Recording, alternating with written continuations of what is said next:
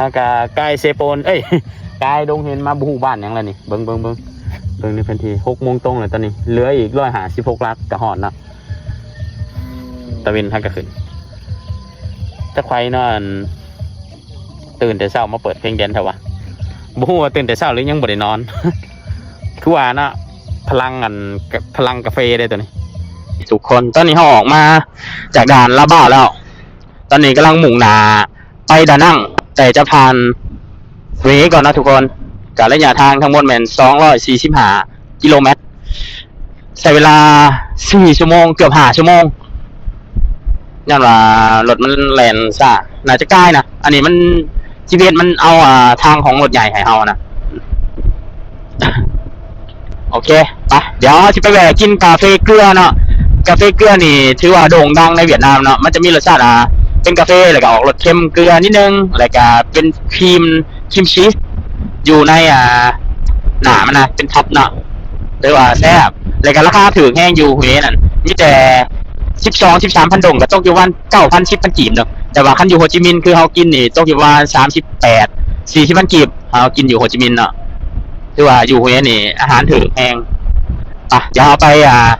นั่งกินกาแฟครับอ้อนท่านกาแฟเขาถ่ายเบิ่งอีกเทีหนึ่งครับคนอ้อนตอนนี้ let's go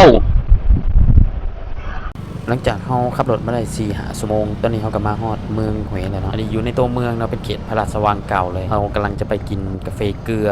ต้องได้ผ่านทางนี่เนาะเข้าไปอันนี้เป็นพระราชวังเก่ายังมีความสวยงามเนาะสะอาดบ้านของทางก็ดีอยู่เฮนี่แม่นรถจะบ่ค่อยติดทุกคนจะแบบไหลไปเรื่อยๆเลยเนาะโอเคได้อยู่ในเพราะว่ารถมันบ่ติดขับมาในหนึ่งเขาก็ฮอดเนาะทางเข้าห้านกาแฟเขาจะเป็นหอมน้อยๆแบบนี้ทุกคนหลังจากมาฮอดเขาก็นั่งพักผ่อนกินกาแฟตั้งค่าอินเทอร์เน็ตแล้วก็หาที่พักต่อเนาะเพราะว่าเขาจะพักอยู่ดานังเป็นการเดินทางที่เฮาบ่ได้วางแผนหรือว่าจองที่พักอย่างไรเนาะเฮาไม่ได้ว่าเฮาจะไปจุดนั้นและเวลาเฮาพักผ่อนหรือใกล้จะฮอดนั่งกินกาแฟอย่างเฮาก็จึงมาเบิ่งซอกหาที่พักตื่นทีหลังและตัวนี้ก็เป็นกาแฟเกลือนะทุกคนเฮาก็บ่ได้ถ่ายอย่างหลายเลยถ่ายแต่หูเนาะเพราะเมื่อยหลายจากนั้นเฮาก็ออกมาหากินข้าวต่อเฮามากินเป็นข้าวเปียกปลาคอเนาะต้นขึ้นชื่อของเมืองหวยเลยระหว่างถาปลาเฮาก็กินพวก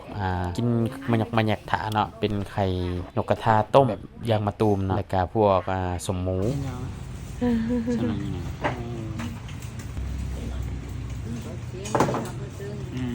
cơm chảo gạo cơm chứ chưa biết nhưng mà đi là xíuอร่อย một cặp là 10.000 cứ cặp 10.000 เช่นกระเปียกเป็นมีใครเคยกินบ่ฮู้ว่าอยู่ลาวเฮาก็มีขายบ่เนาะก็จะม้วนใส่กับกล่องเล็กแบบนั้นแล้วก็ตัดลงให้พักแบบโคตรหลายโอเคเดี๋ยวมาซิมเบิ่งนำกันทุกคน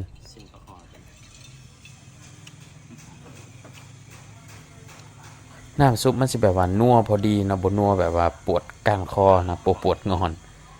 แล้วก็อันนี้เป็นใส่ปลาคอกระเพาะมันเนาะก็จะมีความมันแล้วก็บ่คาวส่วนสิ้นปลาคอมันรู้สึกว่าก็จะเอาไปทอดก่อนแล้วเอามาเฮ็ดเป็นท็อปปิ้งข้างหน้าเนาะมันก็เลยบ่ค่อยเละสิ้นส่วนโต๊ะแป้งของเส้นข้าวเปียกมันจะมีความแบบหนึบๆคือเส้นข้าวอยู่บ้านเฮาเลยแต่บ่ฮู้ว่าบ้านเฮามีเฮ็ดแบบอยู่เวียดนามบ่เนาะถ้วยนึงมีแต่30,000 ดงกับ20 กว่าพันกีบถือโอเคนะ